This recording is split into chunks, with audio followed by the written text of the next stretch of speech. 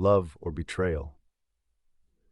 She said, "I love you," for the first time with mascara streaked down her face and her hands shaking, just minutes after telling me she'd slept with my boss to help me get that promotion I'd been desperate for.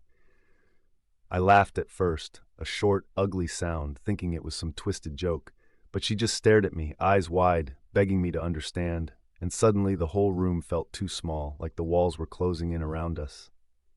I could barely hear over the blood pounding in my ears as she told me it was just once, that she hated every second, but she wanted a future for us and thought this was the only way.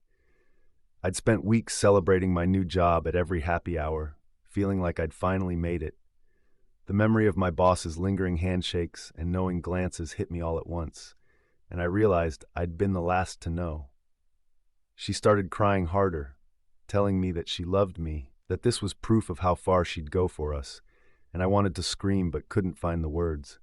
I asked her if she'd do it again, just to see if she'd lie, and she just looked away, jaw clenched, silent.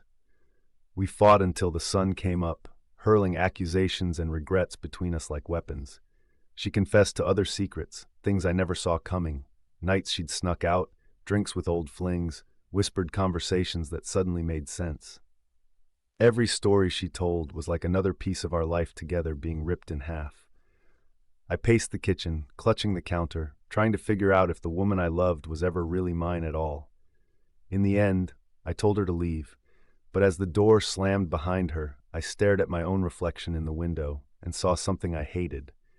I didn't feel angry or betrayed or even heartbroken. I just felt relief, like I'd been set free from a version of myself that only existed for her. The real twist wasn't her confession. It was realizing I'd been so desperate to be chosen, I'd let someone else write my story from the beginning.